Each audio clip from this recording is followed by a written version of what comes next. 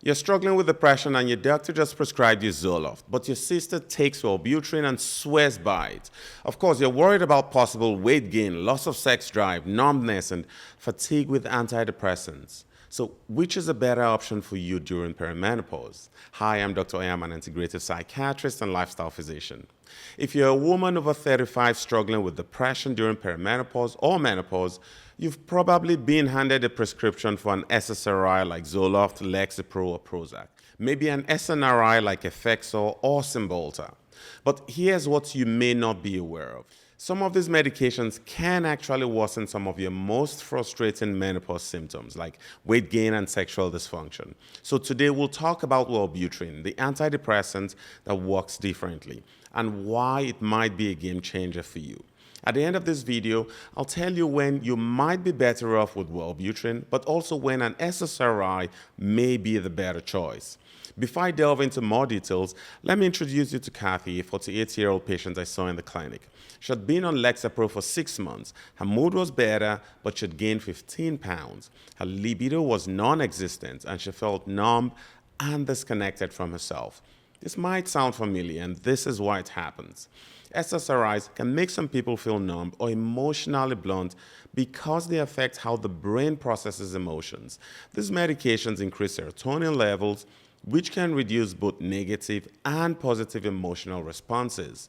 This is called emotional blunting or numbness. Research suggests SSRIs may decrease activity in brain areas involved in feeling emotions, making people less sensitive to both rewards like joy or pleasure and unpleasant experiences like sadness or anger.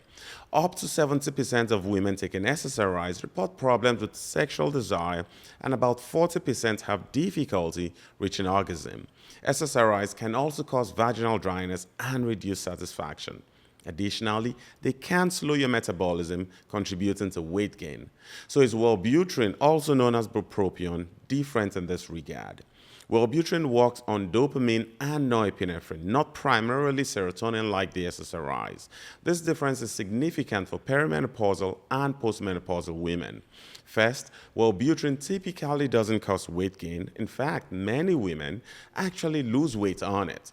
Multiple studies confirm that bupropion is linked to weight loss or weight neutrality. In contrast, most other antidepressants are linked to weight gain. For example, one large study found bupropion users lost an average of 1.75 pounds at 6 months. And another research shows it is the only common antidepressant associated with weight loss over 2 years. Second, it doesn't kill your libido. Actually, it often improves it. Some doctors even prescribe it specifically to counteract sexual side effects from other antidepressants. Third, Wellbutrin is activating, so it can actually boost your energy and focus. Remember that dopamine pathway? That's your motivation and reward system. When it's working better, you feel more like yourself again. Wellbutrin is much less likely to cause emotional blunting than SSRIs. This is because Wellbutrin mainly affects dopamine and norepinephrine, not serotonin, which is the main neurotransmitter linked to emotional blunting with SSRIs. Most experts and clinical experience support that emotional blunting is rare with Wellbutrin, and it may even help offset this side effect if added to an SSRI. However, some studies and patient reports suggest that a minority of people can still experience emotional blunting with Wellbutrin, but the risk is lower than with SSRIs. But wait, before you march into your doctor's office demanding Wellbutrin, here are some important things to know. Wellbutrin isn't right for everyone. If you have a history of eating disorder, seizures, or severe anxiety, it might not be your best option. It can also increase anxiety in some women, especially when you first start it. So if you're dealing with both depression and anxiety, an SSRI might still be a better choice. Wellbutrin is helpful for depression, but it doesn't directly treat anxiety the way SSRIs do. Here's what I want you to understand.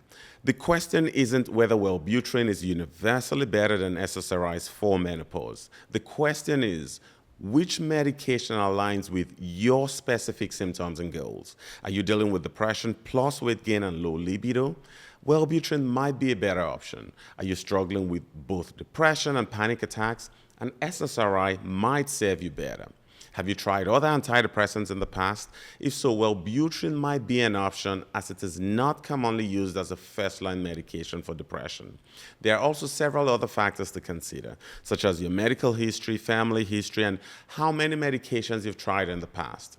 Remember that medication is just one piece of the puzzle.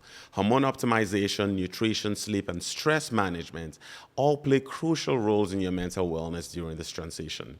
A personalized root cause approach is key.